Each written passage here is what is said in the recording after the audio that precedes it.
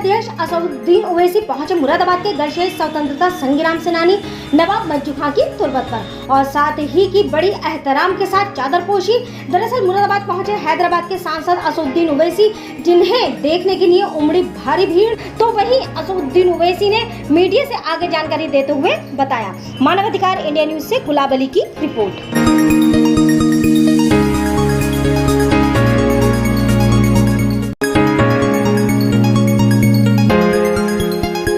नरेंद्र मोदी की दिल्ली की सरकार कोविड के सेकेंड वेव में देश की जनता को उनकी जान बचाने के लिए हम नाकाम साबित हुए। बजाय अपनी नाकामी को कबूल करने के, अपनी फेलियर्स को मानने के, प्रधानमंत्री ने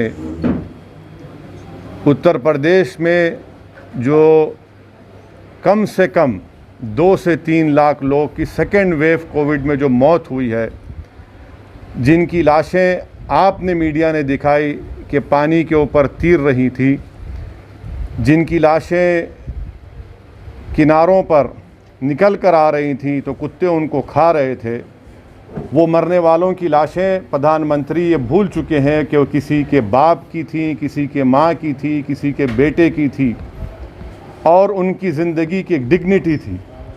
तो बड़े ही अफसोस की बात है कि देश के प्रधानमंत्री ने उस प्रदेश में आकर, जहां से वो वहां के एमपी भी हैं, वो अपनी नाकामी को, अपने स्टेट के गवर्नमेंट की नाकामी को कबूल करते, उन्होंने लाखों मरने वालों के परिवार के ऊपर नमक उस पर फेंका है।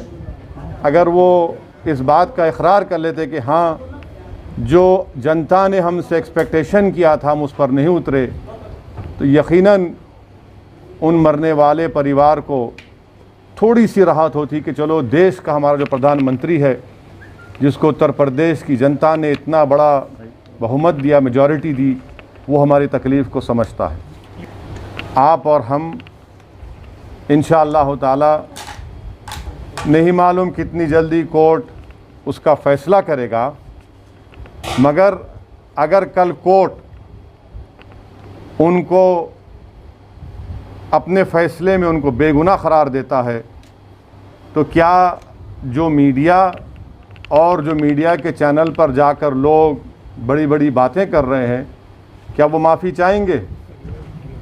ऐसे कई केसेस हैं जहां पर इनिशियल स्टेज में तो बड़ा ही रोमांटिसाइज़ किया जाता है, उसको बड़ा ही बड़ा चढ़ा कर दिखाया जाता है, मगर 8 साल 6 साल के बाद उनको कोर्ट बरी कर देता है तो मीडिया में उसको आधे मिनट का भी नहीं दिखाया जाता। तो हम इंतज़ार करेंगे, देखेंगे कोर्ट में ये कहाँ तक साबित होगा या नहीं होगा। 2022 के असम्बली विधानसभा के चुनाव में योगी आदित्यनाथ की सरकार की गवर्नेंस की नाकामी, कोविड में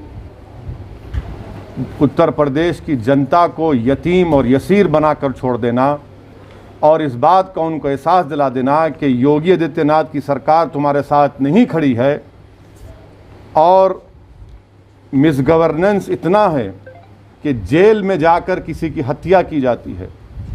मिसगवर्नेंस इतना है कि रूल ऑफ लॉ के बजाय रूल बाय गन का गवर्नेंस यहाँ पर चला है। लाखों करोड़ों की तादाद में उत्तर प्रदेश का नौजवान बेरोज़गार हो चुका है। किसान परेशान हैं मोदी सरकार की किसान पॉलिसी के, उसमें आज भी आप देखते हैं कि महीनों हो चुके हैं किसान डटा हुआ है अपनी जगह पर। माइनॉरिटीज़ के लिए कोई स्कूल का इंतज़ाम नहीं। यही संबल में बताइए आपने 5 साल 4.5 साल में कोई डिग्री कॉलेज खोला सिवाय MQM के? उत्तर प्रदेश में highest drop out rate school में अगर किसी का है तो मुसलमानों का है। लिटरेसी रेट अगर किसी का कम है तो मुसलमानों का है, और फीमेल में सबसे कम है तो मुस्लिम महिलाओं का है। ग्रेजुएशन में सबसे कम है तो मुसलमान है, PG में सबसे कम है तो मुसलमान है। क्या गवर्नेंस आपने किया?